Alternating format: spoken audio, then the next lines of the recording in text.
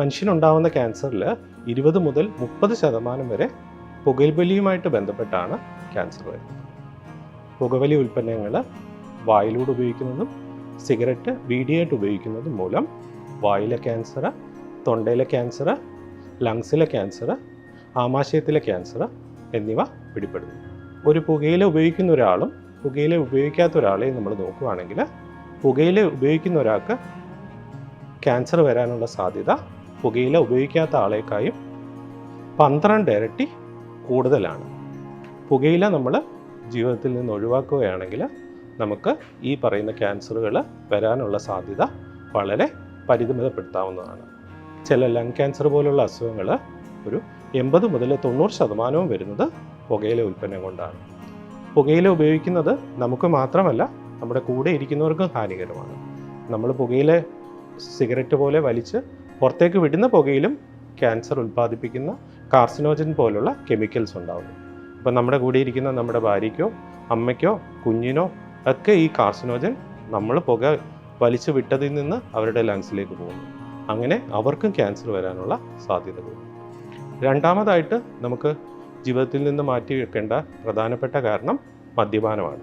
മദ്യം വായിക്കൂടെ ചെന്ന് വയറ്റിൽ ചെന്ന് കുടലിൽ ചെന്ന് ശരീരത്തിൽ അബ്സോർബ് ചെയ്ത് പലതരം ക്യാൻസേഴ്സ് ഉണ്ടാക്കുന്നു.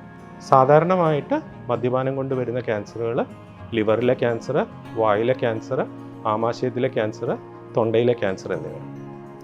ഒരു വ്യക്തി പുകവലിക്കുകയും മദ്യപിക്കുകയും ചെയ്യുവാണെങ്കിൽ വളരെയധികം റിസ്ക് കൂടുതലായിട്ടാണ് നമ്മൾ കാണുന്നത്.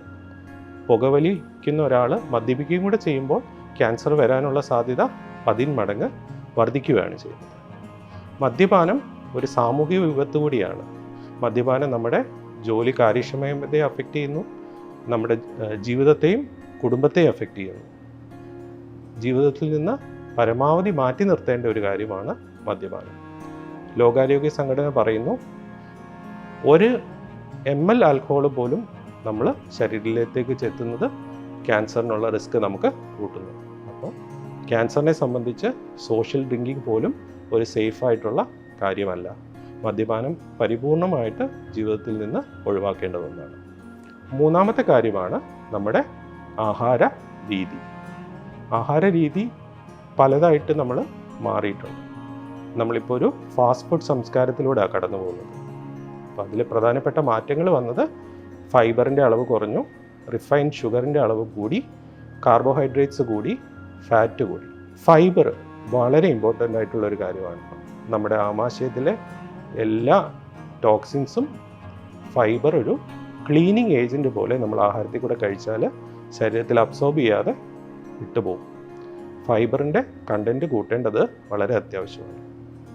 അതുപോലെ തന്നെയാണ് അമിതമായി കൊഴുപ്പിൻ്റെ അളവ്, especially red meat, beef, mutton പോലുള്ള മാംസാഹാരങ്ങൾ പരമാവധി ജീവിതത്തിൽ നിന്ന് കുറയ്ക്കാൻ ശ്രമിക്കുക. പലപ്പോഴും നമുക്കത് പൂർണ്ണമായിട്ട് ഒഴിവാക്കാൻ സാധിച്ചില്ലെങ്കിലും അതിൻ്റെ അളവ് കുറയ്ക്കുന്നത് ഒരു പരിധിവരെ നമ്മളെ സഹായിക്കും.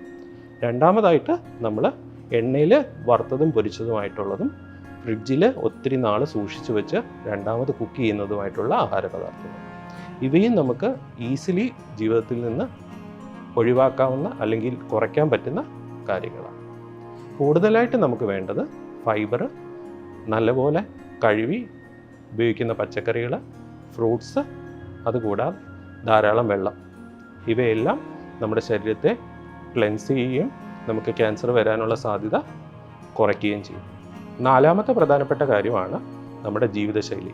ജീവിതശൈലിയിൽ പ്രധാനമായിട്ട് വന്ന മാറ്റങ്ങൾ, നമ്മൾ എക്സസൈസ് ചെയ്യുന്നില്ല, നടക്കുന്നത് പോലുമില്ല, പലപ്പോഴും കാറും ബൈക്കും കൂടുതലായിട്ട് ഉപയോഗിക്കുന്നു, ശരീരത്തിന് തീരെ വ്യായാമം കിട്ടുന്നില്ല. ഇതുമൂലം അമിതവണ്ണം ഉണ്ടാകുന്നു. അമിതവണ്ണം ക്യാൻസർ മാത്രമല്ല ഉണ്ടാക്കുന്നത്, ഹാർട്ട് അറ്റാക്ക് ഉണ്ടാക്കുന്നു, സ്ട്രോക്ക് ഉണ്ടാക്കുന്നു. അമിതവണ്ണം നിയന്ത്രിക്കുക എന്നുള്ളത് ആഹാരത്തിനോടൊപ്പം തന്നെ എക്സസൈസിനും വളരെ ഇമ്പോർട്ടൻ്റ് ആയിട്ടുള്ള റോളുണ്ട്. ദിവസേന വ്യായാമം ചെയ്ത് ബോഡിയുടെ മെറ്റബോളിസം കറക്റ്റാക്കി അമിതമായ വണ്ണം ഒഴിവാക്കിയാൽ നമുക്ക് ബ്രസ്റ്റ് ക്യാൻസർ, ഗർഭാശയ ക്യാൻസർ എന്നിവ ഒരു പരിധിവരെ നിയന്ത്രിച്ച് വെക്കാനായിട്ട് സാധിക്കും. അഞ്ചാമത്തെ മെയിൻ ഘടകമെന്ന് പറയുന്നത് ഇൻഫെക്ഷൻസാണ്. ബാക്ടീരിയ, വൈറസ് പോലുള്ള ഇൻഫെക്ഷൻസ് നമുക്ക് പല ക്യാൻസറുകളും ഉണ്ടാക്കും. ഉദാഹരണത്തിന് H. പൈലോറി എന്ന് പറഞ്ഞ ബാക്ടീരിയ വയറ്റിലെ ക്യാൻസർ ഉണ്ടാക്കുന്നു. നമ്മളെല്ലാം കേട്ടിട്ടുണ്ട് human papilloma virus cervical cancer ഉണ്ടാക്കുന്നു. അതുപോലെ തന്നെ വായിലെ ക്യാൻസർ ഉണ്ടാക്കുന്നു. ഹെപ്പറ്റൈറ്റിസ് ബി എന്ന ഹെപ്പറ്റൈറ്റിസ് ബി വൈറസ് സിറോസിസ് ഉണ്ടാക്കി ലിവറിലെ ക്യാൻസർ ഉണ്ടാക്കുന്നു. വൈറസുകളെ സംബന്ധിച്ചുള്ള പ്രത്യേകത എന്താ?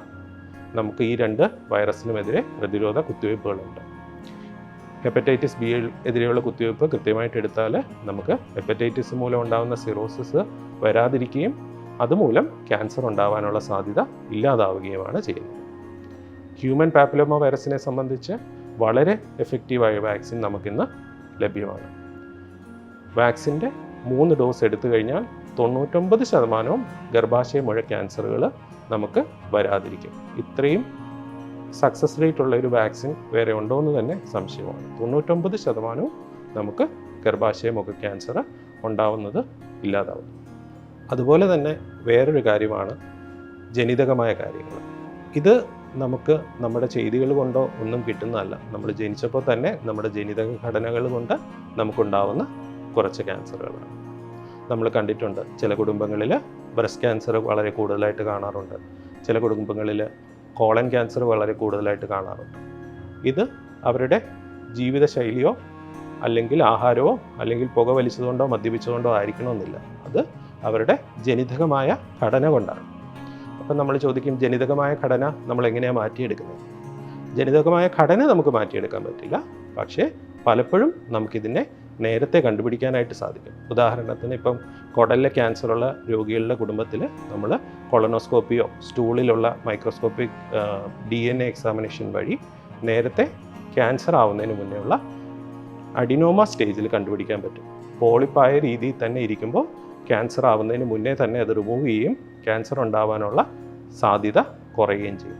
റെഗുലറായിട്ട് ആ ചെക്കപ്പ് ചെയ്യുന്ന വഴി ക്യാൻസർ ആവാതെ പോളിപ്പ് സ്റ്റേജിൽ തന്നെ നമുക്ക് അത് നിയന്ത്രിക്കാൻ സാധിക്കും. അതുപോലെ തന്നെ ബ്രസ്റ്റ് ക്യാൻസർ ഫാമിലിയിലുള്ളവർക്ക് നമ്മൾ റെഗുലറായിട്ട് മാമോഗ്രാം സ്ക്രീനിങ് ചെയ്യുന്ന വഴി ക്യാൻസറിന് മുന്നേ ഉള്ള സ്റ്റേജ്, ഡക്ടൽ കാർസിനോമ ഇൻസിറ്റു പോലുള്ള സ്റ്റേജുകളിൽ കണ്ടുപിടിക്കുകയും ക്യാൻസർ അത് വരുന്നതിന് മുന്നേ തന്നെ ശരീരത്തിൽ നിന്ന് മാറ്റിയെടുക്കാനായിട്ടും സാധിക്കും. അപ്പോൾ നമുക്കിതിൽ നിന്ന് മനസ്സിലായത് എന്താ? നമുക്കൊരു 50% ക്യാൻസേഴ്സും നമുക്ക് ഉണ്ടാവുന്നത് പ്രതിരോധിക്കാനായിട്ട് സാധിക്കും.